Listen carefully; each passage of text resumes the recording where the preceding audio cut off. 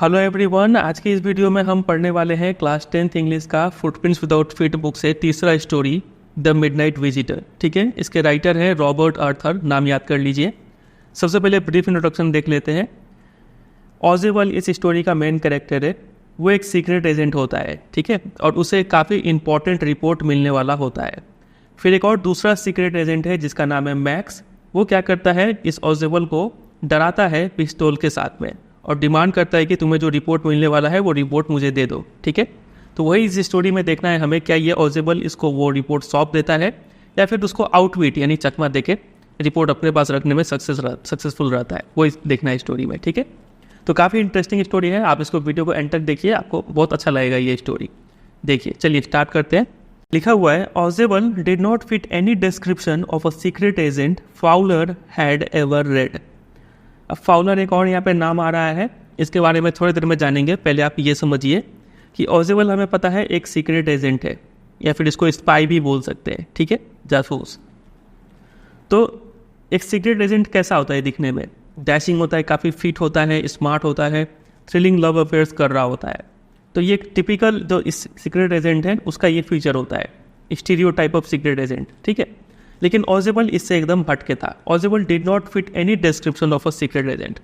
वो secret agent जैसा दिख ही नहीं रहा था। ठीक है, ऐसा सीक्रेट एजेंट जो फाउलर ने कभी पढ़ा हो। फाउलर एक यहाँ पे राइटर है जो आया हुआ है मिलने ऑज़ेबल से। ठीक है, कुछ इनके बारे में जानने आया। तो फाउलर सोच रहा था कि चलो एक सीक्रेट एजेंट से मिलने के लिए जा रहे हैं, तो इस सीक्रेट एजेंट काफ़ी स्मार्ट होगा, फिट होगा और काफ़ी इंटरटेनिंग चीज़ देखने को मिलेगा। लेकिन उसका एक्सपेक्टेशन यहाँ पे एकदम गलत साबित हो जाता है। ऑज़ेबल वैसा दिखने में एकदम ही नहीं था। हुआ क्या, देखिए। Following him down the musty corridor of a gloomy French hotel where Ausable had a room, Fowler felt let down. अभी सीन कुछ ऐसा है कि फाउलर ऑज़ेबल को फॉलो करते हुए चल रहा है, मतलब उसके पीछे पीछे चल रहा है, और जहाँ से चल रहा है उसको डिस्क्राइब किया हुआ है ऐसे, मस्टी कॉरिडोर। एक कॉरिडोर से चल रहा है जो कि काफ़ी मस्टी है। मस्टी यानी डैम्प है, सीलन की बू आ रही है वहाँ से। ठीक है, अब द ग्लूमी फ्रेंच होटल, और ये लोग एक फ्रेंच होटल के कॉरिडोर में चल रहे हैं। तो फ्रेंच होटल को डिस्क्राइब किया हुआ है ग्लूमी, काफ़ी अंधकार है वहाँ पे।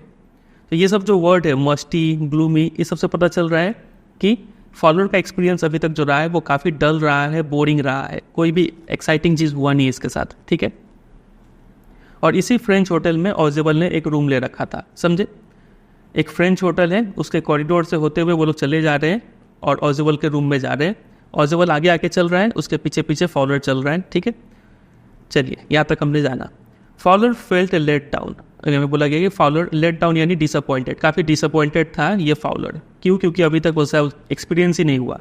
ये सोचा था कुछ यहाँ पे ऐसा घटना देखने को मिलेगा जो काफ़ी इंटरेस्टिंग होगा, लेकिन कुछ ऐसा हुआ नहीं अभी तक। It was a small room, Ausable जो रूम ले रखा था वो काफ़ी छोटा सा रूम था। On the 6th and top floor, वो फ्रेंच होटल 6th फ्लोर का था, तो सबसे टॉप में ही एक रूम था जो कि ऑज़ेबल ने ले रखा था। And scarcely a setting for a romantic adventure, और वो रूम का माहौल देख के ऐसा लग रहा था रोमांटिक यानी इमेजिनेटिव, कोई फैंटेसी करना, कोई चीज़ एक्सपेक्ट करना। ठीक है, तो ऐसा रूम में बैठ के कोई कुछ क्रिएटिव चीज़ सोच ही नहीं सकता है। ठीक है, वो यहाँ पे बोला जा रहा है। और ये वर्ड जान लीजिए, इंट्रीग, इसके ऊपर क्वेश्चन बनता है। इंट्रीग मतलब कोई एक्साइटिंग चीज़, एडवेंचरस चीज़। तो यहाँ पे फॉलोअर क्यों डिसअपॉइंटेड है? क्योंकि कोई टाइप का उसको इंट्रीग नहीं मिल रहा है। ठीक है, ये याद रखिएगा। और did not fit any description को क्या बोलते हैं? स्टीरियोटाइप वो फिट नहीं खा रहा है। स्टीरियोटाइप मतलब टिपिकल एक सीक्रेट एजेंट कैसा होगा, तो ये सब गुण होगा उसमें, लेकिन वो इस ऑज़ेबल इस स्टीरियोटाइप को डिफाई कर रहा है। समझे, ये सब वर्ड आपको जानकारी होना चाहिए, क्योंकि क्वेश्चंस आजकल बनता है सिनोनिम एंटोनिम के ऊपर, एमसीक्यूज के क्वेश्चन बनते हैं। ठीक है, इसलिए हम यहाँ पे लिख रखे हैं। ये लेट डाउन याद कर लीजिए और ये 3 फीचर्स याद कर लीजिए। अब आगे देखिए, अगले पैराग्राफ में लिखा हुआ है, Ausable was for one thing fat, very fat. तो जैसा कि हम उम्मीद कर रहे थे, यहाँ पे लिखा हुआ था कि सीक्रेट एजेंट की तरह नहीं था ऑज़ेबल। ठीक है, एक टिपिकल सीक्रेट एजेंट की तरह नहीं था वो। तो वो कैसा था? वो देखने में फिट होने के बजाय वो काफ़ी मोटा था, बहुत ही ज़्यादा मोटा था। And then there was his accent, और इसके अलावा उसका एक्सेंट यानी बोलने का जो तरीका था वो थोड़ा अलग टाइप का था। कैसा था देखिए, though he spoke French and German passably, he had never altogether lost the American accent he had brought to Paris from Boston 20 years ago। बोला जा रहा है ये ऑजेबल जो है 20 साल पहले बोस्टन, एक अमेरिका का शहर है, बोस्टन से पेरिस आया था 20 साल पहले। मतलब अमेरिका से पेरिस यानी फ्रांस का कैपिटल, अमेरिका से फ्रांस आया 20 साल पहले, मतलब 20 साल से वो फ्रांस में रह रहा है। ठीक है, 20 साल से रहने का बावजूद भी वो फ्रेंच और जर्मन लैंग्वेज जो है पैसिवली मतलब ठीक ठाक बोल लेता है। ठीक है, लेकिन बोलते बोलते अभी तक वो क्या नहीं लूज़ किया है, he had never altogether lost the American accent. American way में बोलने का तरीका अभी भी वो जारी रख रहा है। होना क्या चाहिए था, चूँकि ये एक सीक्रेट एजेंट है तो इसको इस बात का काफ़ी ध्यान रखना चाहिए था कि ये इसको तो आप भेस बदल के अलग अलग जगह पे काम करना पड़ता होगा, है कि नहीं।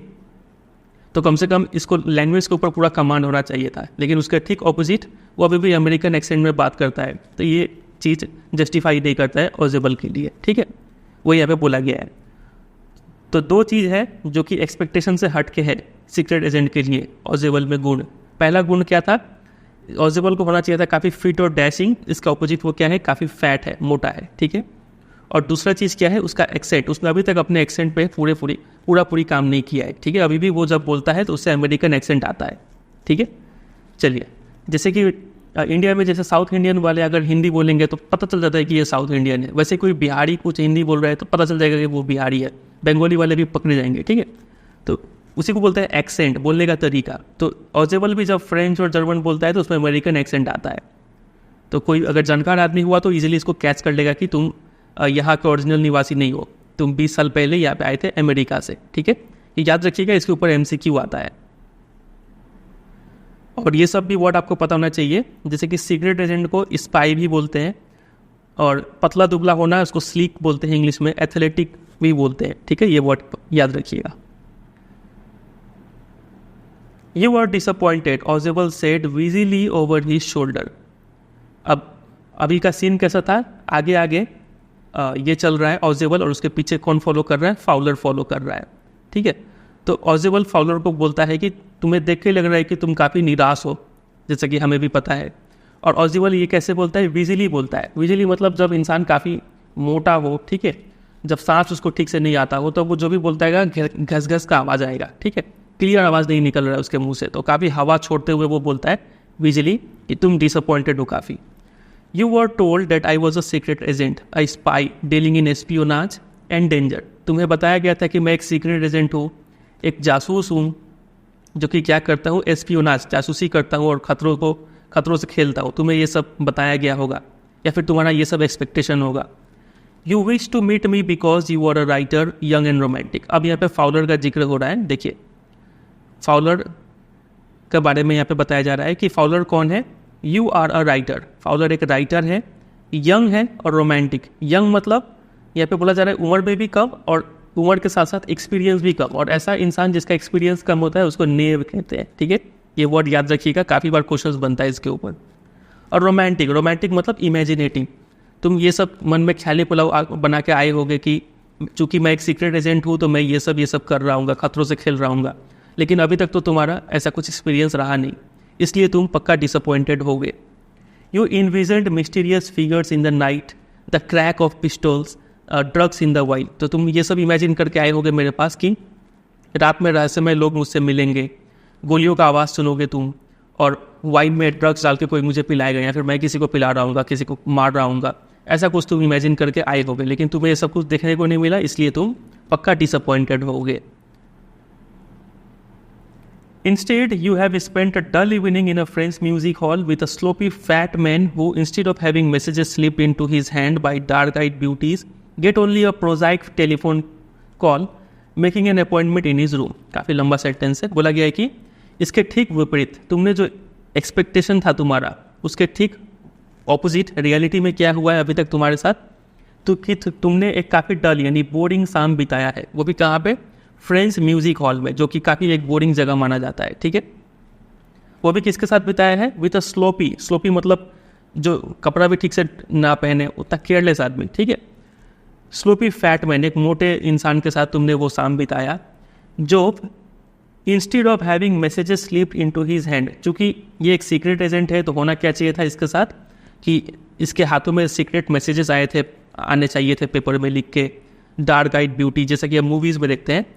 ठीक है, कि और लड़कियां जो है मास्क पहन के, ताकि उनका आइडेंटिटी रिवील ना हो, अपने हाथ में कुछ चिट लेके किसी को पकड़ा दे, ऐसा कुछ तुम देखना चाहते थे। लेकिन इसके विपरीत तुमने क्या देखा? Gets only a prosaic telephone call. तुमने देखा कि वो स्लोपी फैट मैन यानी मैं ऑजेबल जो सीक्रेट एजेंट है, वो उसको सिर्फ क्या मिलता है?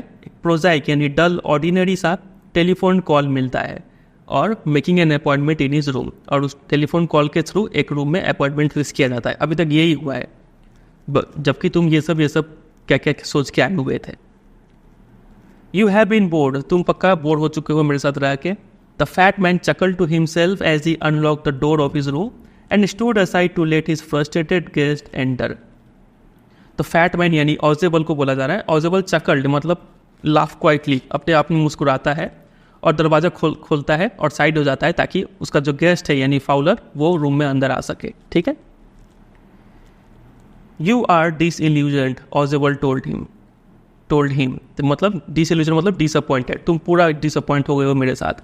बट देखिए अब यहाँ पे थोड़ा सीन चेंज होगा। Take chair my young friend, बोला कि थोड़ा मूड ठीक करो मेरे दोस्त। Presently you will see a paper, a quite important paper for which several man and women have risked their lives, come to me. बोला कि अभी थोड़ा अपना मूड बदलो, क्योंकि अभी कुछ इंटरेस्टिंग होने वाला है। क्या इंटरेस्टिंग है? कि तुम देखोगे कि एक पेपर जो कि बहुत इंपॉर्टेंट पेपर है। इंपॉर्टेंट पेपर कैसे है? क्योंकि इसी पेपर के लिए कई सारे मैन एंड वुमेन ने अपना जान गंवा दिया, इसलिए इंपॉर्टेंट है। और इम्पॉर्टेंट इसलिए भी है कि सम डे सून, कुछ दिन बाद ये पेपर जो है will affect the course of history, पूरा इतिहास बदल के रख देगा। इन दो रीजन से ये पेपर इंपॉर्टेंट है, और वही पेपर कम टू मी मेरे पास आने वाला है। ठीक है। In that thought is drama is there not, और तुम्हारे लिए तो ये तो इस हिसाब से देखा जाए तो ये तो तुम्हारे लिए एक ड्रामा है, एक इंटरेस्टिंग चीज़ है, तो तुम इतना डिसअपॉइंट मत हो। ठीक है। As he spoke Ausable closed the door behind him, then he switched on the light. जैसे ही वो ये सब बोल रहा था, वैसे वैसे ऑजेबल ने डोर को बंद कर दिया और फिर लाइट ऑन किया। जैसे ही लाइट आया तो Fowler had his first authentic thrill of the day. Fowler को, जो कि एक राइटर है, जो किससे मिलने आया है? ऑजेबल से। ठीक है। फाउलर को उस दिन का पहला थ्रिल देखने को मिला। क्या देखने को मिला? For half way across the room, उस रूम के आधे मतलब बीच में, a small automatic pistol in his hand stood a man. उस रूम के बीचों बीच एक मैन खड़ा था जिसके हाथों में एक ऑटोमेटिक पिस्टल था, जिसका इमेज आप यहाँ पे देख सकते हैं। ये है वो रूम, छोटा सा रूम। कहाँ पे, कौन सा फ्लोर पे है? तो 6th फ्लोर। ठीक है। और रूम के बीचों बीच हाथ में पिस्टल लिए हुए एक इंसान खड़ा है। ठीक है। और इन दोनों में बता सकते हैं कौन कौन है? तो ये है मोटा सा स्लोपी फैट मैन, कौन है? ऑजेबल।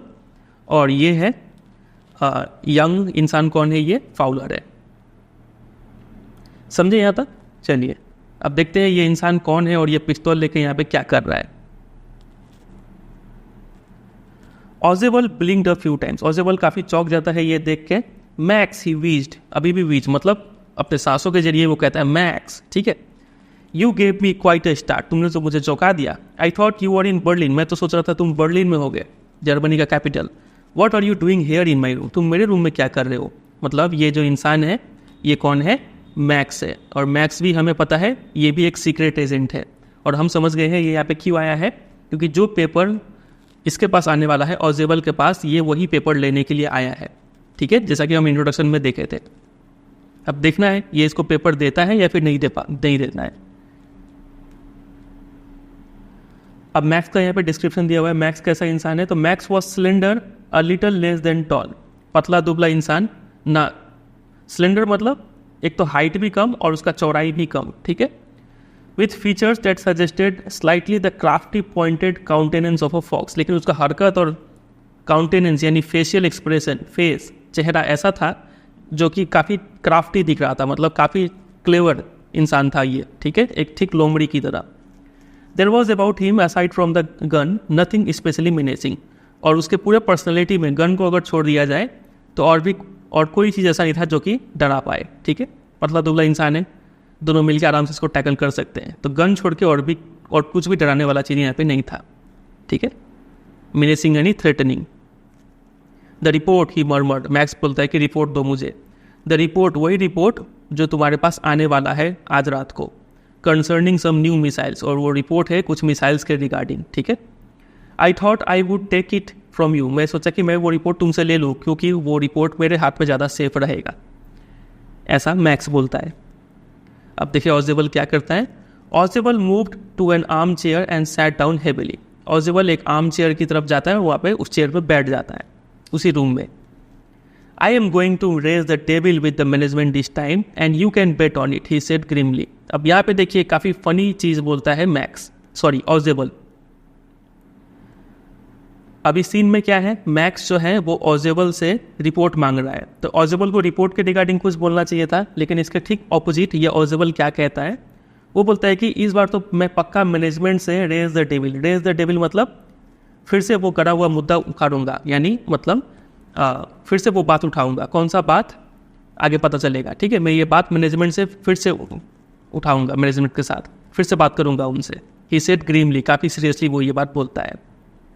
This is the second time in a month that somebody has got into my room through that nuisance of a balcony. Nuisance मतलब जो चीज़ गुस्सा दिलाए। बोल रहा है कि ये इस महीने में दूसरी बार है जब कोई इंसान उस बेकार से बैल्कनी के थ्रू मेरे रूम में आ गया है, ठीक है। Fowler's eyes went to the single window of the room. It was an ordinary window against which now the night was pressing blackly. अब फाउलर जो है वो देखता है कि रूम में सिर्फ एक ही खिड़की है और उस खिड़की के बाहर जो रात है काफ़ी अंधकार है, खिड़की के बाहर कुछ दिख नहीं रहा है, ठीक है। तो सीन कुछ ऐसा है, आप इस इमेज को दोबारा देखिए। एक तो यहाँ पे डोर है, ठीक है, ये तो पूरा वॉल है, और इधर आपको एक विंडो दिख रहा होगा। तो ये ऑजेबल कहता है कि इस विंडो के बाहर कहीं पे एक बैल्कनी होगा, ठीक है। और ये बोलता है कि इस मंथ में ये दूसरी बार है कि जब क्या हुआ है कि कोई इस बैल्कनी के थ्रू मेरे रूम में आ गया है दूसरी बार, ठीक है। तो यहाँ पे ऑजेबल जो है वो ये सोच रहा है कि मैक्स इस खिड़की के थ्रू ही अंदर आया हुआ है। अब आगे देखिए क्या होता है। अब यहाँ पे स्टोरी काफ़ी इंटरेस्टिंग हो जाएगा। होता क्या है देखिए। Balcony, Max said with a rising inflection. चौक के बोलता है कि बैल्कनी, नो, अब पास की। बोला कि नहीं मैं बैल्कनी से नहीं आया हूँ, मैं तो एक पास की एक ऐसा चाबी होता है जिससे आप कोई भी ताला खोल सकते हैं, ठीक है। मैं इस पास की के थ्रू आया हूँ, मतलब इससे दरवाज़ा खोल के आया हूँ, खिड़की के थ्रू बैल्कनी से नहीं आया हूँ। I did not know about the balcony, मुझे तो बैल्कनी के बारे में मालूम ही नहीं था। It might have saved me some trouble had I known, अगर मुझे पता था तो मेरा काफ़ी मेहनत बच जाता इस पास की को बनवाने में। It's not my balcony, it's not my balcony, ऑजेबल said with extreme irritation. काफ़ी इरिटेशन के साथ बोलता है कि वो बैल्कनी मेरा नहीं है। It belongs to the next apartment, वो बगल वाले जो अपार्टमेंट है, बगल वाले जो फ्लैट है वो उनका है। ही ग्लैंस्ड एक्सप्लेनेटरी एट फाउलर, अब मानो वो कुछ एक्सप्लेन करना चाहता है फाउलर को, और बोलता है फिर, यू सी, तुम देखो, this room used to be part of a larger unit. बोला कि अभी जो ये स्मॉल रूम आप देख रहे हैं, ये स्मॉल रूम, ये रूम किसी एक बड़े रूम का पार्ट था, ठीक है। थोड़ा सा पेशेंस रखिएगा, अभी ये पैराग्राफ को समझना थोड़ा ट्रिकी है, ठीक है, तो इसको ध्यान से समझेंगे, अभी थोड़ा टाइम लेंगे। देखिए, this room used to be a part of a larger unit and the next room through that door there used to be the living room. It had the balcony which extends under my window now, you can get on to it from the empty room 2 doors down. बोला जा रहा है, ऐसे समझिए आप, यहाँ पे हम डायग्राम बना रखे। मान लीजिए ये वो रूम है जिसमें अभी तीनों लोग हैं, फाउलर, ऑजेबल और मैक्स, ठीक है। और ये वो विंडो है, ठीक है। और ये जो है आप यहाँ पे ये दिख रहे हैं, ये बैल्कनी है, समझे। तो ऑजेबल यहाँ पे कह रहा है कि ये जो रूम है, ये रूम किसी लार्जर यूनिट का पार्ट था। पहले ये बड़ा सा एरिया, एक बड़ा अपार्टमेंट हुआ करता था, बड़ा रूम था, एक ही रूम था, ठीक है। फिर बाद में बीच में यहाँ पे एक वॉल बना दिया गया, समझे। फिर क्या लिखा हुआ था, ये रहा, larger unit and the next room, जो बगल वाला रूम था, through that door there used to be the living room. ये यहाँ पे एक दरवाज़ा है, यहाँ पे एक दरवाज़ा है, ठीक है, जिसके थ्रू इस रूम में आ सकते हैं, और ये रूम हुआ करता था एक लिविंग रूम, ठीक है। समझ रहे कि नहीं। ये डायग्राम देखिए आप, यहाँ पे आप समझ जाएंगे। ये विंडो वाला, ये एक दीवार हुआ यहाँ पे, ये एक दीवार यहाँ पे जहाँ पे मेन डोर है, जिसके थ्रू ये लोग आए हुए हैं, ठीक है। और एक दीवार, ये पहला दीवार, ये दूसरा दीवार, ये तीसरा दीवार, और चौथा दीवार समझ गए ना, हम लोग की तरफ से होगा चौथा दीवार। वही चौथा दीवार ये है, ये वाला है चौथा दीवार, ठीक है। यहाँ पे एक दरवाजा है। अब क्या लिखा हुआ है आगे, लिविंग रूम तक समझ गए। It had the balcony which extends under my window now. तो इसी लिविंग रूम में एक बैल्कनी था, इसी लिविंग रूम में एक बैल्कनी है, आप देख सकते हैं। और ये बैल्कनी कहाँ तक एक्सटेंडेड है, इनके रूम तक एक्सटेंडेड है, ठीक है। फिर आगे क्या होता है, you can get on to it from the empty room 2 doors down, मतलब 2 doors अवे। बोला जा रहा है कि आप इस बैल्कनी में कहाँ से एंटर कर सकते हैं, एक एम्प्टी रूम है यहाँ पे, 2 दरवाज़ा छोड़ के, यहाँ पे एक दरवाज़ा होगा, यहाँ पे एक दरवाज़ा होगा, तो ये 2 दरवाज़ा छोड़ के एक और यहाँ पे रूम है जो कि खाली रूम है, ठीक है। तो इस खाली रूम के थ्रू आप इस बैल्कनी में आ सकते हैं, ठीक है। ये रहा, you can get on to it, यहाँ पे इट बैल्कनी को रेफर कर रहा है। आप इस बैल्कनी में आ सकते हैं फ्रॉम द एम्प्टी रूम, एक रूम खाली है, उस खाली रूम के थ्रू आप इस बैल्कनी में आ सकते हैं, जैसा किसी ने किया भी था पिछले महीने में। The management promise to block it off, management ने प्रॉमिस किया था कि वो ये रास्ता बंद कर देंगे, लेकिन अभी तक उन्होंने ये किया नहीं है, इसलिए मैं ये मुद्दा फिर से उठाऊंगा मैनेजमेंट के साथ। समझे ये वाला लाइन अभी तक? चलिए। Max glanced at Fowler who was standing stiffly not far from Ausable. Max देखता है फाउलर को, ठीक है, जो कि एक राइटर है, और फाउलर काफ़ी टाइट होकर वहाँ पे खड़ा हुआ था, ऑजेबल के काफ़ी करीब। और मैक्स बंदूक से इशारा करके बोलता है, कमांडिंग जेस्चर बंदूक से इशारा करके बोलता है कि बैठ जाओ, ठीक है। क्यों? क्योंकि अभी हमारे पास आधे घंटा है वेट करने को, आधा घंटा बाद कोई रिपोर्ट लेके आएगा, तब मैं जाऊँगा यहाँ से, ठीक है। 31 minutes ऑजेबल सेड मूडीली, ऑजेबल कहता है आधा घंटा नहीं 31 मिनट्स एग्जैक्टली हमें वेट करना पड़ेगा। अपॉइंटमेंट कब का था? 12:30, 12:30 बजे रात का था अपॉइंटमेंट, अभी बजा नहीं है, अभी भी 31 मिनट्स बाकी है। I wish I knew how you learn about the report, काश मुझे पता होता कि तुम्हें इस रिपोर्ट के बारे में कैसे पता चला। द लिटिल स्पाई स्माइल्ड एविली, तो वो जो लिटिल स्पाई यानी मैक्स था वो काफ़ी शैतान वाला मुस्कान देता है वहाँ पे। And we wish we knew how your people caught the report, Max बोलता है कि और काश हमें पता होता कि कैसे तुम्हारे लोगों को ये रिपोर्ट मिल गया, लेकिन खैर कोई बात नहीं, no harm has been done, I will get it back tonight, मैं आज रात को ही ये रिपोर्ट तुमसे वापस ले लूँगा। What is that, who is the door, लेकिन तभी वो चौंक जाता है, बोलता है कि ये कैसा आवाज़ है, दरवाजे पे कौन है, दरवाज़ा नॉक करने का आवाज़ आता है तभी, ठीक है। Fowler jumped at the sudden knocking at the door, Fowler जो कि एक राइटर था वो एकदम चौंक जाता है कि दरवाजे पे कौन ठक ठक कर रहा है। ऑजेबल जस्ट स्माइल, ऑजेबल मुस्कुराता और बोलता है कि वो पक्का पुलिस होंगे। I thought that such an important paper as the one we are waiting for should have a little extra protection, मैं सोचा कि इतना इंपॉर्टेंट पेपर आने वाला है मिसाइल्स के रिगार्डिंग जिसके लिए हम वेट कर रहे हैं, तो इस पेपर के लिए तो एक्स्ट्रा प्रोटेक्शन होना ही चाहिए। इसलिए मैंने पुलिस को पहले ही कह दिया था कि टू चेक ऑन मी, एक बार आके रात को मुझे चेक कर ले कि सब ठीक ठाक है कि नहीं, ठीक है। तो पक्का अभी पुलिस ही आए होंगे चेक करने के लिए। ये सुन के मैक्स काफ़ी नर्वस हो जाता है, ठीक है, bit his lips nervously. The knocking was repeated, लगातार नॉक किए जा रहे थे वो लोग। What will you do now max, ऑजेबल पूछता है कि मैक्स अब तुम क्या करोगे, तुम तो फंस चुके हो। अगर if I did not answer the door they will enter any way, मैं दरवाज़ा खोलूँ या फिर ना, वो लोग कैसे भी एंटर करेंगे क्योंकि दरवाज़ा अनलॉक है, खुला हुआ है। And they will not hesitate to shoot, और वो लोग देखेंगे तुम्हें देख के तो शूट करने से एकदम नहीं हिचकिचाएंगे, तुरंत शूट कर देंगे। ये सुन के मैक्स का फेस काफ़ी गुस्से से काला पड़ गया, ठीक है, और वो धीरे धीरे पीछे जाने लगा, स्विफ्टली टुवर्ड द विंडो, वो धीरे धीरे विंडो की तरफ मूव करने लगा।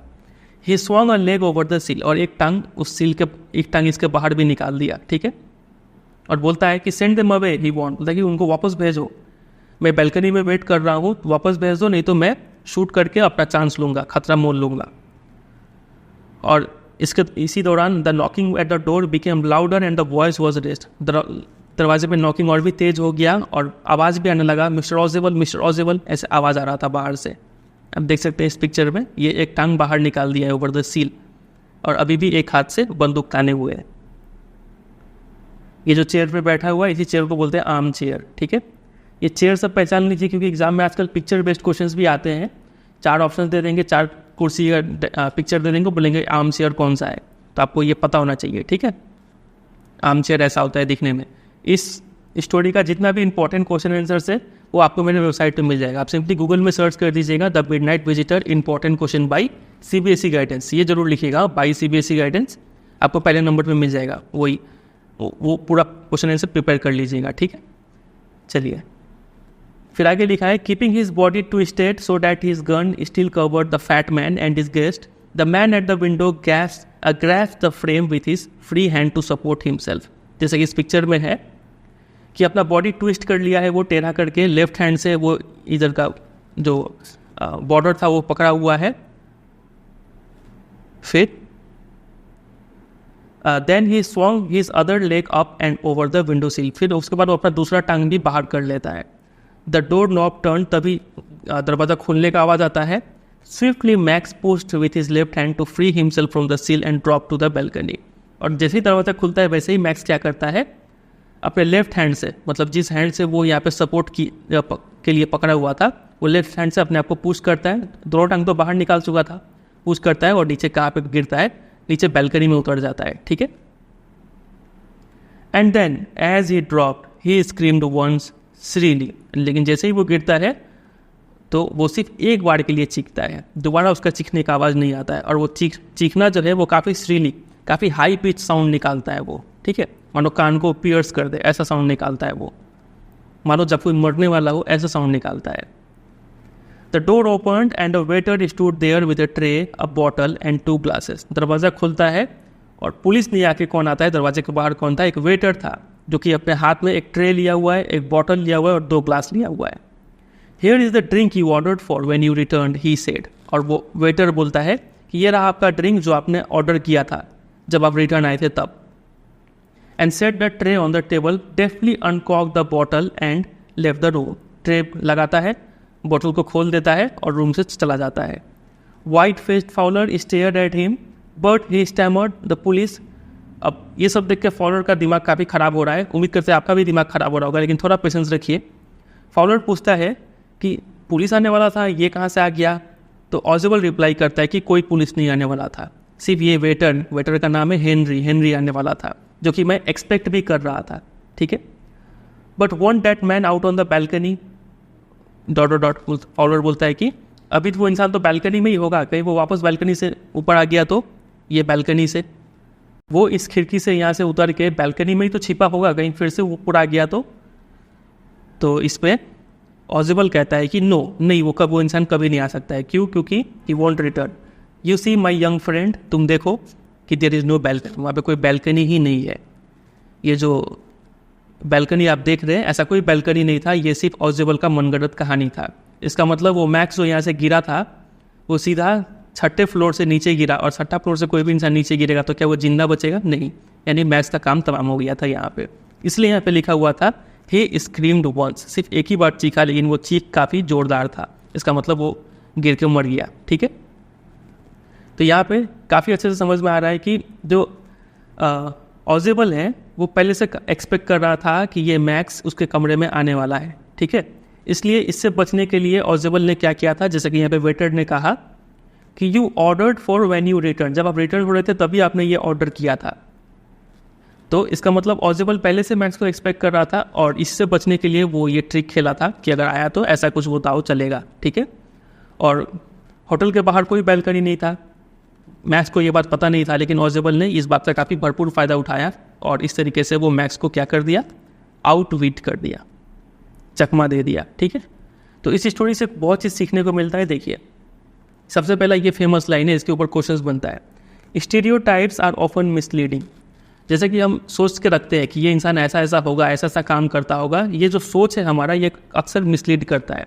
जैसे कि हम फाउलर के केस में देख रहे हैं, फाउलर जो कि एक राइटर है वो सोच के आया था कि वो एक स्पाई से मिलने जा रहा है, सीक्रेट एजेंट से मिलने जा रहा है, वो काफ़ी फिट होगा, डैशिंग होगा, उसको क्या क्या चीज़ देखने को मिलेगा कि drugs in the wine, crack of the pistols, ये सब देखने को मिलेगा, लेकिन ऐसा कुछ देखने को मिला नहीं इसको, ठीक है। इसके विपरीत बहुत अजीब चीज़ देखने को मिला। और एक चीज़ ये भी देख सकते हैं कि चूँकि ऑजिबल भले ही स्लोपी था, फैट मैन था, उतना फिट नहीं था, लेकिन फिर भी उसका दिमाग जो है वो काफ़ी शार्प था, वो काफ़ी एक अच्छे तरीके से, मतलब उसका एक्सेंट भी अच्छा नहीं था, लेकिन इसके बावजूद भी उसके अंदर एक सीक्रेट एजेंट का काफ़ी अच्छा गुण भरा हुआ था। वो काफ़ी चतुराई से मैक्स को आउटविट किया, और ये काफ़ी है ऑजिबल को एक अच्छा सीक्रेट एजेंट बनने के लिए, कहने के लिए, ठीक है। तो यहाँ पे बोला गया स्टीरियोटाइप्स आर ऑफन मिसलीडिंग। शुरू में जो कि एक ऑर्डिनरी डल सा इंसान लग रहा था और डल सा सिचुएशन लग रहा था, वो बाद में काफ़ी टेंशन भरा और इंट्रिग से भरपूर हो गया। इंट्रिग मतलब काफ़ी ज़्यादा एक्साइटिंग हो गया वो, ठीक है। फिर दूसरा पॉइंट है Max was unprepared compare to ऑजिबल। ऑजिबल के मुकाबले मैक्स उतना प्रिपेयर्ड नहीं था।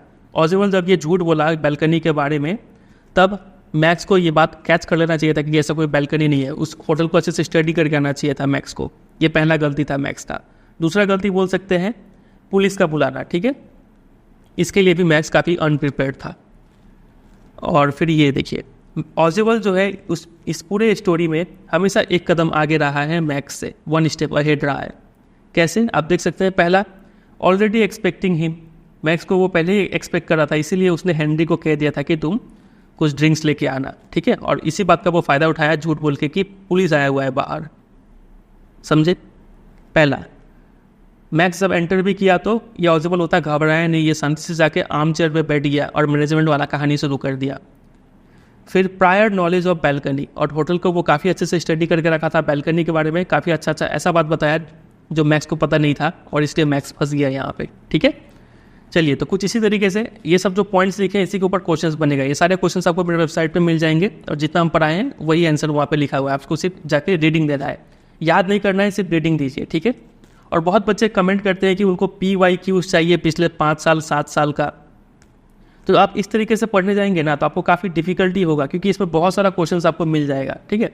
तो सारा क्वेश्चन तो आप तैयार नहीं कर सकते ना। ये हम सारा सब्जेक्ट का बात कर रहे हैं, चाहे वो मैथ हो, साइंस हो, SST हो, इंग्लिश हो, कोई भी सब्जेक्ट का सारा क्वेश्चन आप प्रिपेयर नहीं कर पाएंगे।